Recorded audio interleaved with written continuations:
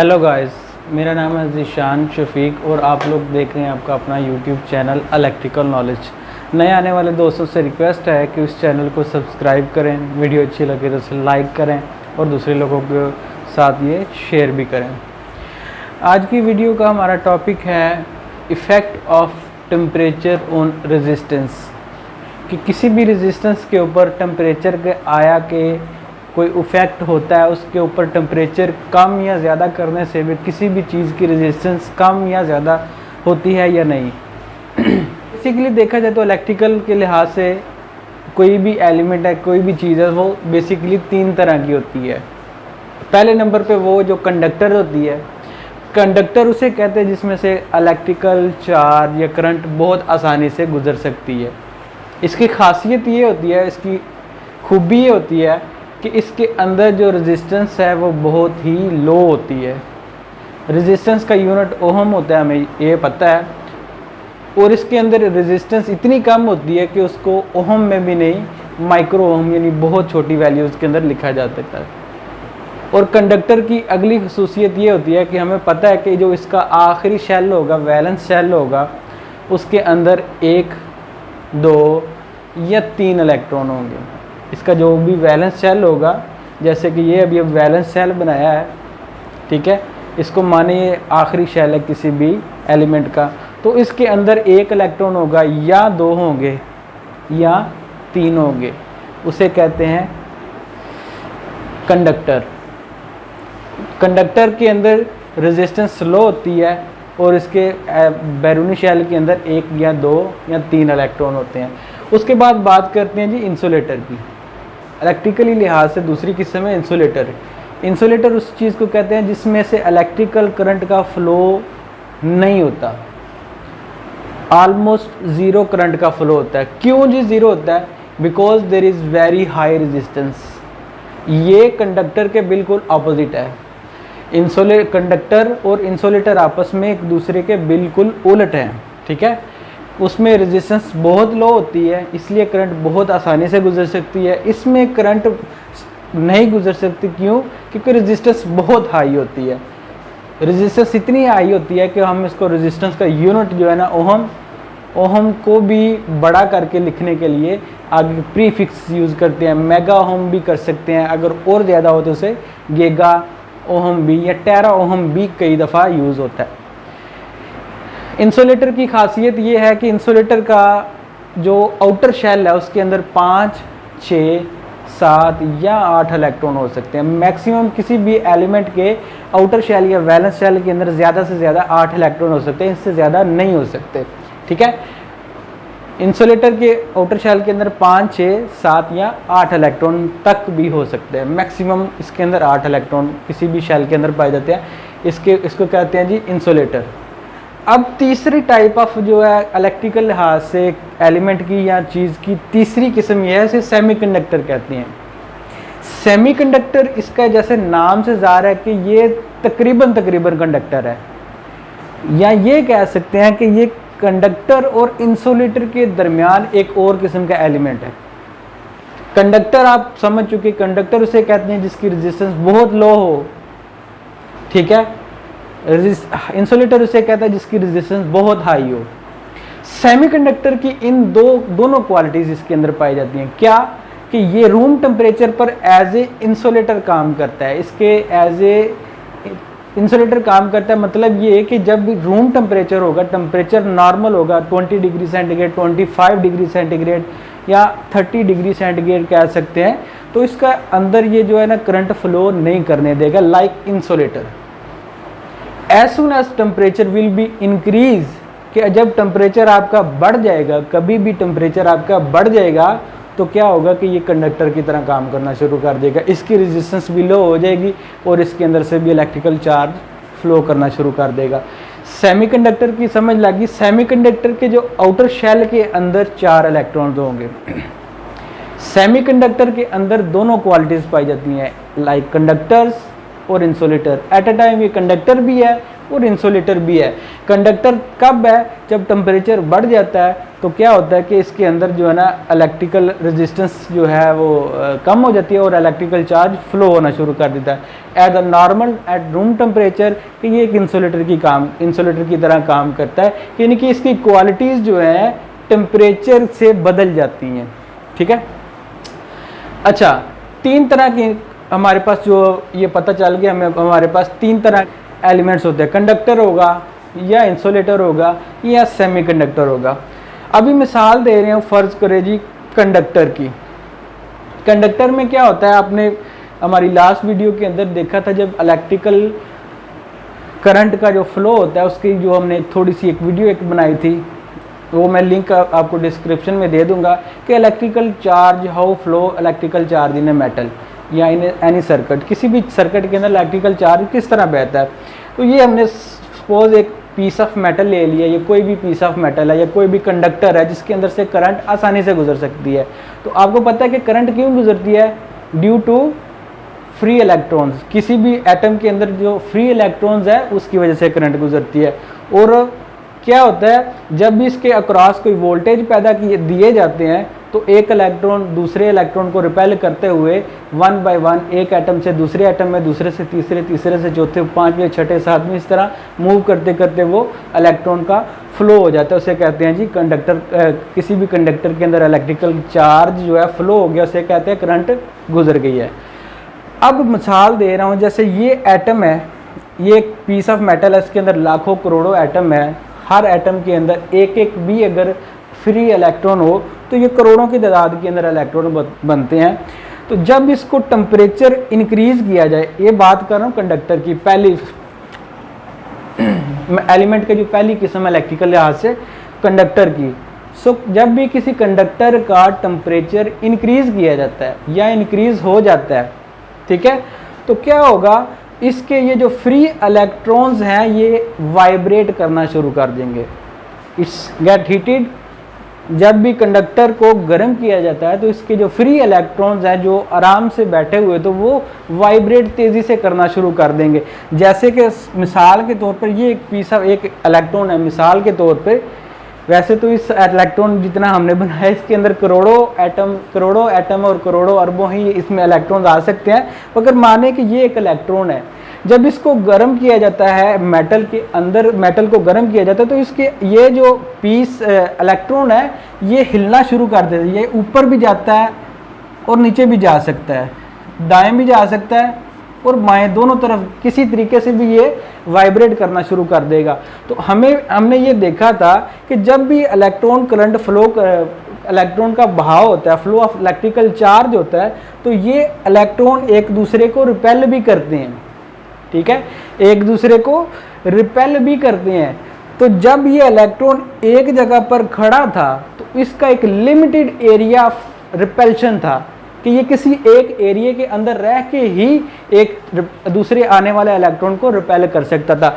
But जब हमने इसको हीट अप किया, किसी कंडक्टर को हीट दी या हीट बढ़ गई किसी वजह से, टेम्परेचर इंक्रीज हो गया, तो ये इलेक्ट्रॉन एक जगह पर बैठेगा नहीं, ये कभी ऊपर जाएगा, कभी नीचे जाएगा, दाएं बाएं हर तरफ से जाके ये वाइब्रेट करना शुरू कर देगा। सो जो एरिया, अगर ये फॉर एग्जांपल मिसाल के तौर पर अगर कोई भी इलेक्ट्रॉन 1 सेंटीमीटर, मिसाल के तौर पर 1 सेंटीमीटर उसका एक सर्कल था रिपल्शन का, तो वो बढ़ के ज़्यादा हो जाएगा। क्यों? कि वो ज़्यादा ऊपर नीचे दाएं बाएं हर तरफ से वो वाइब्रेट कर रहा है, तो उसका रिपल्शन एरिया बढ़ जाएगा, वो ज़्यादा कुव्वत से। अभी पहले इलेक्ट्रॉन सेंटर में था, अभी हो सकता है ये नीचे चला जाए, ऊपर चला जाए, या ऊपर से फिर सेंटर में आ जाए, दाएं बाएं लेफ्ट राइट किसी तरीके से भी ये मूव कर जाए, क्योंकि इसके अंदर एनर्जी आ गई है, एक्सटर्नल एनर्जी हीट की शक्ल में आ जाएगी, तो ये वाइब्रेट करना शुरू कर देगा, इसका एरिया ऑफ रिपल्शन बढ़ जाएगा। तो इस केस में क्या होगा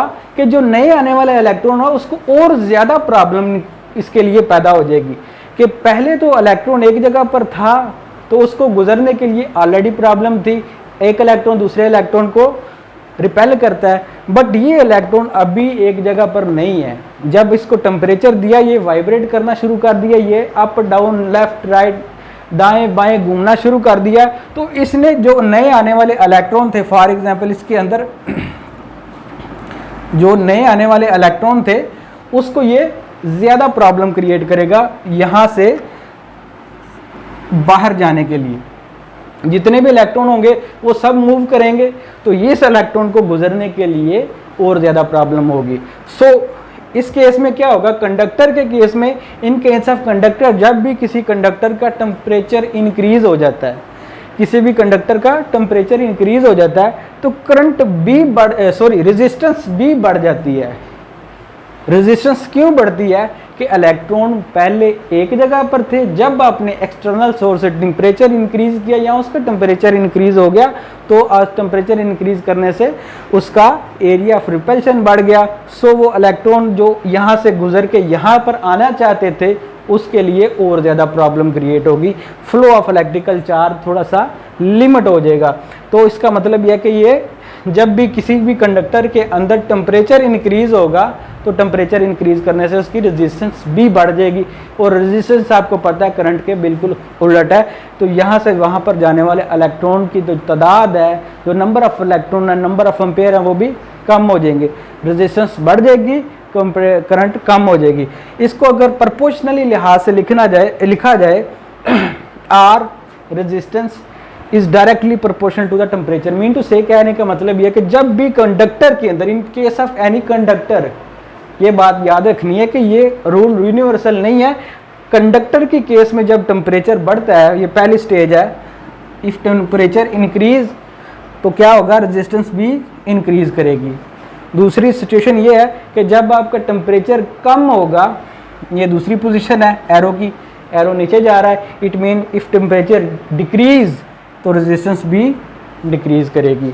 जैसे जैसे टेम्परेचर बढ़ेगा, टेम्परेचर के साथ साथ रेजिस्टेंस भी बढ़ेगी किसी भी मेटल की। तो जब टेम्परेचर कम होगा उसकी रेजिस्टेंस भी कम होगी। इसकी प्रैक्टिकली इसके लिए होता है ऐसे है कि जब भी कभी टेम्परेचर ज़्यादा हो जाता है, इन केस एम्बिएंट टेम्परेचर आपका जो मौसम गर्मा के अंदर, आपका समर्स के अंदर आमतौर पर टेम्परेचर ज़्यादा हो जाता है, तो क्या होगा, आपकी किसी भी मेटल के अंदर जो मेटल की वायर्स हैं, ट्रांसमिशन लाइन्स हैं, या कोई भी वायर है, मोटर है वगैरह, ये इसके अंदर जो जाने वाली जो करंट होगी उसको और ज़्यादा प्रॉब्लम होगी। क्यों कि आपकी वो कोई भी मेटल है उसके अंदर इलेक्ट्रॉन जो है ना उसको बहने के लिए और ज़्यादा पहले की निस्बत और ज़्यादा टेम्परेचर बढ़ने से रेजिस्टेंस का सामना करना पड़ेगा। तो इलेक्ट्रिकल चार्ज थोड़ा सा उसमें डिस्टर्ब होगा, उसकी वजह से टेम्परेचर बढ़ जाएगा, रेजिस्टेंस भी आपकी इंक्रीज हो जाएगी। तो उसको करंट को जाने वाली जो फ्लो ऑफ जो चार्ज है वो थोड़ा सा लिमिट हो जाएगा। और इसकी वजह से आपके वोल्टेज ड्रॉप, ये याद रखना, किसी भी मेटल के अंदर वोल्टेज ड्रॉप ज़्यादा हो जाएंगे। वोल्टेज ड्रॉप आपने ओहम लॉ में देखा, V = I × R। जब आपका टेम्परेचर बढ़ने से क्या हो जाएगा, आपकी रेजिस्टेंस बढ़ जाएगी ना, तो रेजिस्टेंस बढ़ने की वजह से आपके वोल्टेज ड्रॉप ज़्यादा हो जाएंगे। किसी भी मेटल के अंदर अगर टेम्परेचर बढ़ दिया तो रेजिस्टेंस भी ज़्यादा होगी और आपके वोल्टेज ड्रॉप भी ज़्यादा हो जाएंगे। नंबर 2 केस आ गया जी इंसुलेटर का। अगर आपको ये कंडक्टर का केस बहुत अच्छे से समझ लग गया, थारोली समझ लग गया, तो ये इंसुलेटर का जो केस भी आपको बहुत इजीली समझ लग जाएगा। क्यों? क्योंकि अगर कंडक्टर का समझ लग गया, ये बिल्कुल उलट कर देना आपने। इंसुलेटर के केस में क्या होता है कि जब भी किसी इंसुलेटर के अंदर टेम्परेचर ज़्यादा हो जाता है, जब इंसुलेटर के अंदर टेम्परेचर आपका इंक्रीज हो जाता है तो आपकी रेजिस्टेंस कम हो जाती है। ये क्यों होती है, इसको समझने के लिए हमने देखा कि हमको ये पता है कि किसी भी इंसुलेटर के अंदर फॉर एग्जांपल जी नंबर ऑफ इलेक्ट्रॉन होते हैं 5, 6, 7 या 8। कंडक्टर के अंदर होते हैं 1, 2, 3, ठीक है। ये जो इलेक्ट्रॉन है, जैसे ये पहला इलेक्ट्रॉन है, ये दूसरा है, तीसरा है, चौथा है और ये 5वां है। ये क्या होगा जी, इंसुलेटर, कोई भी इंसुलेटर हो गया। ये दो इलेक्ट्रॉन्स, ये दो इलेक्ट्रॉन्स, कभी भी इलेक्ट्रॉन जब भी किसी इसमें वैलेंस शेल में मूव करते हैं, ये जोड़ियों की शक्ल में मूव करते हैं, पेयर्स की शक्ल में। ये दो इलेक्ट्रॉन आपस में जुड़ जाएंगे तो एक पेयर बन जाएगा, ये दूसरा जुड़ जाएगा तो एक पेयर बन जाएगा, एक ये पेयर हो गया, एक ये पेयर होगा, ये अकेला ही मूव करेगा, पेयर्स की शक्ल में मूव करते हैं, ठीक है। तो जैसे आपने टेम्परेचर इंक्रीज किया इंसुलेटर का, इंसुलेटर का जैसे टेम्परेचर इंक्रीज किया तो क्या होगा कि ये दो और ये दो आपस में जुड़े होंगे कुव्वत के साथ। ये कुदरत की कुव्वत दी हुई कुव्वत है जो इलेक्ट्रॉन को इलेक्ट्रॉन के साथ एक पेड़ की शक्ल में जोड़ के इस इलेक्ट्रॉन के जो वैलेंस शेल या कोई भी शेल होता है किसी भी शेल के अंदर उसको मूव करवाती है। जैसे जैसे आप टेम्परेचर इंक्रीज करेंगे तो एक पॉइंट, कोई ना कोई एक पॉइंट आएगा जो टेम्परेचर बहुत ज़्यादा होगा, यानी कि सैकड़ों की तादाद में 100 डिग्री सेंटीग्रेड, यानी कह सकते हैं आप 200 डिग्री सेंटीग्रेड जैसे टेम्परेचर इंक्रीज किया तो ये इलेक्ट्रॉन जो आखिरी इलेक्ट्रॉन इसका बचा होगा जो जोड़ियों की शक्ल में होगा तो वो तो वहीं रहेंगे। जैसे ये फॉर एग्जांपल टेम्परेचर इंक्रीज किया तो ये इलेक्ट्रॉन यहाँ से मूव करके बाहर चला जाएगा। बाहर का मतलब ये है कि ये इलेक्ट्रॉन यहाँ से वाइब्रेट करेगा। ये इलेक्ट्रॉन कभी वैलेंस शेल के अंदर जाएगा, कभी थोड़ा सा बाहर आएगा, कभी वैलेंस शेल के अंदर थोड़ी तो भी बाहर आएगा, क्योंकि इलेक्ट्रॉन वाइब्रेट भी करना शुरू कर देता है when we increase the temperature. तो ये क्या होगा, ये एज ए फ्री इलेक्ट्रॉन भी काम कर सकता है, क्योंकि ये अगर पूरा फ्री नहीं है तो पार्शली फ्री है। जब इसका टेम्परेचर इंक्रीज किया तो इस पांचवा इलेक्ट्रॉन जो है हम इसको पार्शली फ्री इलेक्ट्रॉन भी कह सकते हैं। इस इलेक्ट्रॉन, अगर ये इलेक्ट्रॉन किसी भी चीज़ के अंदर कभी कह सकते हैं कि ये कंडक्टर नहीं है, ये पीस ऑफ इंसुलेटर है, फॉर एग्जांपल ये पीस ऑफ इंसुलेटर है जी। इंसुलेटर के अंदर फ्री इलेक्ट्रॉन होते नहीं है, जब टेम्परेचर इंक्रीज कर दिया जाएगा तो इसके अंदर भी कुछ ना कुछ फ्री इलेक्ट्रॉन्स पैदा हो जाएंगे, कुछ ना कुछ फ्री इलेक्ट्रॉन्स पैदा हो जाएंगे जो कंडक्टर की निस्बत तो बहुत कम होंगे, but there will be free electron if we increase the temperature. तो जैसे इसके अक्रॉस हम वोल्टेज, किसी भी इंसुलेटर के अक्रॉस वोल्टेज देंगे तो एक पॉइंट ऐसा आएगा कि उस इंसुलेटर के अंदर भी करंट गुजरना शुरू हो जाएगी। क्यों? रेजिस्टेंस कम होगी। रेजिस्टेंस क्यों कम हुई भाईजान? आपके जो ये फ्री इलेक्ट्रॉन्स है ये थोड़े से बढ़ गए। पहले तो फ्री इलेक्ट्रॉन थे ही नहीं, जब फ्री इलेक्ट्रॉन थे ही नहीं तो होगा क्या कि उसमें करंट गुजरेगी नहीं। आपका किसी भी चीज़ के अंदर करंट गुजरना फ्री इलेक्ट्रॉन की वजह से होता है। जब फ्री इलेक्ट्रॉन है ही नहीं तो होगा क्या, आपका जो करंट भी नहीं गुजरेगी। जैसे टेम्परेचर इंक्रीज किया तो कोई ना कोई इलेक्ट्रॉन वाइब्रेट करके उसका आप एक कह सकते हैं से पार्शियली फ्री इलेक्ट्रॉन बन जाएगा, उसकी वजह से आपकी रेजिस्टेंस कम होगी और करंट का फ्लो हो जाएगा। जैसे अगर इसको इसी तरह बयान करेंगे 6 इलेक्ट्रॉन है तो ये भी जोड़ी बना लेंगे फिर इसके लिए और ज़्यादा टेम्परेचर चाहिए। फॉर एग्जाम्पल अगर ये 5वां इलेक्ट्रॉन पहले अकेला था, अभी 6ठा इलेक्ट्रॉन भी इसके अंदर ऐड हो गया तो आपको और ज़्यादा टेम्परेचर चाहिए, इंक्रीज करना चाहिए। तो अभी फिर क्यों टेम्परेचर इंक्रीज करने से क्या होगा कि ये जोड़ी टूटेगी या ये जोड़ी की जोड़ी एक दूसरे में इसमें वाइब्रेट करेगी, तो वो पार्शली फ्री इलेक्ट्रॉन जो है ना इलेक्ट्रिकल चार्ज को फ्लो करवाएंगे किसी भी चीज़ के अंदर। कोई भी इंसुलेटर है, इंसुलेटर को हमने तो ये कह दिया कि इसकी रेजिस्टेंस बहुत हाई होती है क्योंकि इसमें फ्री इलेक्ट्रॉन्स नहीं होते, मेगा गैगा ओहम्स में होती है। बट कोई भी इंसुलेटर परमानेंट फ्री इंसुलेटर नहीं रह सकता। There is some if and buts, कुछ वजूहात होती हैं जिसकी वजह से कोई इंसुलेटर भी मजबूर हो जाता है कि उसके अंदर से करंट गुजरे। आपने देखा जब कभी शॉर्ट सर्किट्स होते हैं तो आपकी जो केबल है वो केबल भी पिघलना शुरू हो जाती है। केबल के अंदर जो ऊपर जो पीवीसी शीट है वो टेम्परेचर एक लिमिट होती है कि वो 105 या 120 या 150 डिग्री सेंटीग्रेड तक तो वो टेम्परेचर को बर्दाश्त करेगी। जब 150 से किसी वजह से सर्किट के अंदर ओवरलोड है, शॉर्ट सर्किट है, किसी वजह से वो इंसुलेशन वीक हो गई तो उसके अंदर से भी आपके इलेक्ट्रिकल चार्ज का फ्लो शुरू हो जाएगा। कोई भी इंसुलेटर जो है वो इंसुलेटर रहेगा बट उसके अंदर भी कुछ ना कुछ लिमिट होगी। टेम्परेचर के बढ़ने से उसकी भी रेजिस्टेंस किसी ना किसी मुकाम पर कम हो जाएगी। मे बी फॉर एग्जांपल अगर किसी की बात करूं, मे बी कोई इंसुलेटर 100 डिग्री सेंटीग्रेड के ऊपर कंडक्टर बन जाए। मे बी कोई इंसुलेटर, कोई ऐसे अच्छे इंसुलेटर हैं जो कि 1000 डिग्री सेंटीग्रेड के ऊपर जाके इंसुलेटर बने, ठीक है। तो इन केस ऑफ सेकंड क्या है, इन केस ऑफ इंसुलेटर क्या होगा कि आपकी रेजिस्टेंस, जब भी आपने इंसुलेटर टेम्परेचर इंक्रीज किया तो आपकी रेजिस्टेंस कम हो जाएगी। कम क्यों होगी? फ्री इलेक्ट्रॉन की वजह से।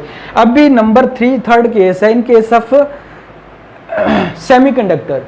सेमीकंडक्टर में क्या है जी, सेमीकंडक्टर के अंदर सेमीकंडक्टर के अंदर किसी भी शेल के अंदर आपके 4 इलेक्ट्रॉन होते हैं। आखिरी शेल के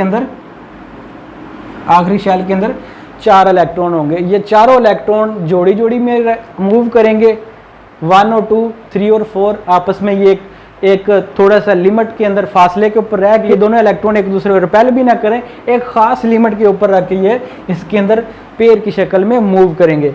इस केस के अंदर भी क्या होता है कि सेम ये इंसुलेटर की तरह ही तकरीबन ये काम करता है कि जब इसका आपने टेम्परेचर इंक्रीज किया, इंक्रीज करते करते करते जब आप इसका टेम्परेचर इस हद तक पहुंचेगा कि इसकी ये कोई ना कोई जोड़ी टूट जाएगी। फॉर एग्जांपल ये पहली और दूसरा इलेक्ट्रॉन जो आपस में जोड़ी की शक्ल में घूम रहा था, ये जोड़ी टूट गई, या तीसरे चौथे में कोई एक जोड़ी टूट गई, तो क्या होगा कि इसके अंदर 2 इलेक्ट्रॉन आपस में अलग अलग हो जाएंगे। जैसे जैसे आप टेम्परेचर इंक्रीज करते जाएंगे तो उसके इलेक्ट्रॉन जो है ना वो भी इलेक्ट्रॉन वाइब्रेट करना शुरू कर देंगे। तो इलेक्ट्रॉन के अंदर बहुत हद तक चांस है कि वो इलेक्ट्रॉन आपकी इलेक्ट्रिकल चार्ज का फ्लो का बायस बने। अगर इन केस ऑफ सेमीकंडक्टर की बात करते हैं, यहाँ पर मैं कह देता हूँ ये कौन सा जी, सेमीकंडक्टर। सेमीकंडक्टर के अंदर भी फिर कंडक्टर वाली बातें, सेमीकंडक्टर के अंदर भी कंडक्टर वाली खसूसियत पैदा हो सकती है, बट टेम्परेचर के इंक्रीज करने के बाद। जैसे आपने टेम्परेचर इंक्रीज किया, टेम्परेचर इंक्रीज करने से कुछ ना कुछ फ्री इलेक्ट्रॉन्स हमें मिल जाएंगे। तो जैसे हम उस फ्री इलेक्ट्रॉन्स को या उस सेमीकंडक्टर को हम एक वोल्टेज देते हैं, वोल्टेज देने से क्या होगा, प्लस माइनस कुछ ना कुछ थोड़े बहुत इसमें अगर सेमीकंडक्टर में एक फ्री इलेक्ट्रॉन्स अगर पैदा हो जाएंगे, तो अगर कुछ ना कुछ हम इसको वोल्टेज देते हैं तो ये इलेक्ट्रॉन को बहने का वजह बन जाएगी, वही फ्री इलेक्ट्रॉन्स। ठीक है, तो इसमें नंबर 3 के अंदर बात हमने की सेमीकंडक्टर की। अगर एक बात समझने वाली है कि सेमीकंडक्टर के अंदर भी टेम्परेचर इंक्रीज करने से आपके रेजिस्टेंस का कम हो जाती है, और इंसुलेटर के अंदर भी ऐसे ही है कि जब आपने टेम्परेचर इंक्रीज किया, ये पहली फॉर्म में है, टेम्परेचर इंक्रीज किया आपकी रेजिस्टेंस कम हो गई, जब आपने टेम्परेचर डिक्रीज किया, कम किया, आपकी रेजिस्टेंस बढ़ गई। सेमीकंडक्टर में भी सेम टू सेम इसी तरह होता है। बट सेमीकंडक्टर और इंसुलेटर के अंदर फिर क्या फ़र्क हुआ भाई, सेमीकंडक्टर के अंदर और इंसुलेटर के अंदर फ़र्क ये हुआ कि सेमीकंडक्टर के अंदर टेम्परेचर बहुत कम इंक्रीज करना पड़ता है। फॉर एग्जांपल कि इसको टेम्परेचर को आप 30 डिग्री या 20 डिग्री सेंटीग्रेड पर एज ए इंसुलेटर काम करेगा, जैसे ही ये थोड़ा सा ज़्यादा हो जाएगा, आप कह लें 35 हो जाएगा, तो ये कंडक्टर की शक्ल में आ जाएगा। मतलब ये कि इसमें भी इलेक्ट्रिकल चार्ज फ्लो, कुछ ना कुछ इलेक्ट्रिकल चार्ज फ्लो होना शुरू कर देगा। बट इंसुलेटर तो खालस इंसुलेटर है, उसके अंदर करंट फ्लो कब होगा वो उसकी जो इंसुलेटर की क्वालिटीज़ के ऊपर डिपेंड करता है। मे भी कुछ इंसुलेटर ऐसे हैं जो कि 1000 डिग्री सेंटीग्रेड पहुंचने के बाद आपका करंट को फ्लो करवा देते हैं। ठीक है, वो करंट इंसुलेटर की जो खसूसियात है उसके अंदर से ख़त्म हो जाती हैं, ब्रेक डाउन हो जाता है, तो उसके अंदर से इलेक्ट्रिकल चार्ज बहना शुरू हो जाता है। बट सेमीकंडक्टर के अंदर थोड़ा सा भी टेम्परेचर बढ़ जाए तो वो कंडक्टर की तरह काम करना शुरू कर देता है। ठीक है, होपफुली आप लोग ये चीज़ समझ चुके होंगे कि टेम्परेचर के बढ़ने से कंडक्टर का समरी इसकी बयान कर रहा हूँ कि टेम्परेचर के बढ़ने से आपका क्या होगा, कंडक्टर की रेजिस्टेंस आपकी ज़्यादा हो जाएगी। जैसे टेम्परेचर बढ़ा, आपके इलेक्ट्रॉन्स वाइब्रेट करना शुरू कर देंगे, वो आने वाले मज़ीद इलेक्ट्रॉन जो कि बैटरी या चार्ज की वजह से, जो भी आपके सोर्स वोल्टेज की वजह से इलेक्ट्रॉन किसी भी मेटल के अंदर इंटर करते हैं, तो वो क्या करेंगे, वो आने वाले इलेक्ट्रॉन को और ज़्यादा प्रॉब्लम क्रिएट करेंगे to flow from one end to the another end. तो उससे क्या होगा कि आपकी जो लो रेजिस्टेंस है वो थोड़ी सी बढ़ जाएगी। सही है। अभी इंसुलेटर के अंदर क्या होता है, जैसे आप टेम्परेचर इंक्रीज करते हैं तो आपके जो इलेक्ट्रॉन्स हैं वो वाइब्रेट करना शुरू कर देते हैं। तो वाइब्रेट अगर जैसे जैसे टेम्परेचर आप ज़्यादा इंक्रीज करता जाएंगे तो मे बी पार्शली कोई ना कोई आपका इलेक्ट्रॉन, क्योंकि जिसमें इंसुलेटर के अंदर 5, 6, 7 या 8 कह सकते हैं, 5, 6 या 7 कह सकते हैं इलेक्ट्रॉन होते हैं, तो अब कोई ना कोई इलेक्ट्रॉन मूव करके आपके फ्री इलेक्ट्रॉन्स की कैटेगरीज के अंदर आ जाए, तो वो फ्री इलेक्ट्रॉन ही इलेक्ट्रिकल चार्ज के बहने को, फ्री इलेक्ट्रॉन के जो वाला आता है कि एक जगह से दूसरी जगह मूव करने को ही करंट कहते हैं। तो आपने जैसे जैसे टेम्परेचर इंक्रीज किया तो आपको पता है ये इलेक्ट्रॉन जोड़ियों की शक्ल में काम करते हैं, कोई ना कोई जोड़ी टूटेगी, कुछ ना कुछ वाइब्रेशन की वजह से वो उसके अंदर हलचल पैदा होगी, तो वो इलेक्ट्रॉन एक जगह से दूसरी जगह थोड़ा सा मूव करेगा। तो उसी मूवमेंट की वजह से उसको फ़ायदा उठाते हुए जब उसके ऊपर कोई वोल्टेज का असर होगा तो वो आपका क्या हो जाएगा, करंट फ्लो करवा देगा। मीन टू से इन सेकंड केस क्या होता है, जब टेम्परेचर बढ़ता है तो आपकी रेजिस्टेंस कम हो जाती है। ये केस कौन से केस में होता है, इंसुलेटर के अंदर। सेमीकंडक्टर के अंदर क्या होता है, सेम इंसुलेटर वाली खासियत होती है। आमतौर पर ये इंसुलेटर होता है, जैसे ही इसका टेम्परेचर थोड़ा सा ज़्यादा किया जाता है, रूम टेम्परेचर से थोड़ा सा ज़्यादा किया जाता है, तो ये कंडक्टर की खासियत इसमें पाई जा सकती है। आपकी जितनी मेटल्स हैं, केबल है फॉर एग्जांपल, केबल है, केबल के ऊपर ये केबल है फॉर एग्जांपल, मैं बता रहा हूँ कि ये आपकी केबल है, केबल के अंदर जो पीस ऑफ कंडक्टर होता है, कि पीस ऑफ मेटल होता है, उसे कंडक्टर कहते हैं। उसके ऊपर वाला जो होल होता है, जो पीवीसी होता है, उसे इंसुलेटर कहते हैं। इंसुलेटर की ये एग्जांपल है। और सेमीकंडक्टर आप पता है, जितनी आपकी इलेक्ट्रॉनिक डिवाइसेस हैं उसके अंदर जितनी भी ये डायोड, चिप्स वगैरह, आईसीज वगैरह इस्तेमाल होती हैं, वो सारी की सारी सेमीकंडक्टर की सेमीकंडक्टर मटीरियल से यूज़ होती हैं, सिलिकॉन या जर्मीनियम वगैरह से बनती हैं। और ये आपने ये जज किया, जो इस टेक्नोलॉजी को यूज़ करने वाले हैं, कंप्यूटर वगैरह को यूज़ करने वाले हैं, बहुत ज़्यादा हैवी जो काम करने वाले जो सुपर कंप्यूटर्स होते हैं, जो बहुत ज़्यादा कह लें कि हैवी किस्म के कंप्यूटर्स होते हैं या सर्वर वगैरह होते हैं, बहुत से कंप्यूटर को कनेक्ट, एक दूसरे को कनेक्ट करने के लिए जो सर्वर्स होते हैं, तो वो सर्वर रूम के अंदर टेम्परेचर बहुत कम रखा जाता है भाई। प्रैक्टिकली क्यों इसलिए कम रखा जाता है, क्योंकि वो सेमीकंडक्टर डिवाइसेस से वो कंप्यूटर बनते हैं, उसके अंदर सेमीकंडक्टर डिवाइसेस होती हैं, जैसे ये रैम, रोम, प्रोसेसर वगैरह, ये सारी सेमीकंडक्टर से बनती हैं। अगर टेम्परेचर आपका इंक्रीज हो गया तो आपकी वो करंट थोड़ी सी लिमिट अप और डाउन हो जाएगी, टेम्परेचर के बढ़ने से उसकी कंप्यूटर की जो परफॉर्मेंस है उसके ऊपर असरअंदाज होगा। तो कभी भी जो जहाँ पर बहुत ज़्यादा हैवी कंप्यूटर या कहाँ बहुत ज़्यादा कंप्यूटर, एक जगह पर कंप्यूटर स्टेशन हो, बहुत ज़्यादा कंप्यूटर पड़े हों, एक से ज़्यादा 10-20 कंप्यूटर पड़े हों, तो उसको टेम्परेचर कंट्रोल किया जाता है। उसके टेम्परेचर को कोशिश की जाती है ऑलमोस्ट रूम टेम्परेचर या 20 या 25 डिग्री सेंटीग्रेड से इंक्रीज़ ना करने दिया जाए, क्योंकि जैसे इंक्रीज़ करेंगे रेजिस्टेंस उसकी, कोई भी सेमीकंडक्टर का मटीरियल है, रेजिस्टेंस उसकी कम हो जाएगी, तो उसके अंदर से भी इलेक्ट्रिकल चार्ज का फ्लो होना शुरू हो जाएगा, जो कि उसकी परफॉर्मेंस के अंदर खलल पैदा कर सकते। और नए आने वाले दोस्तों से रिक्वेस्ट है कि इस चैनल को सब्सक्राइब करें, वीडियो अच्छी लगे तो इसे लाइक करें, दूसरों से शेयर करें।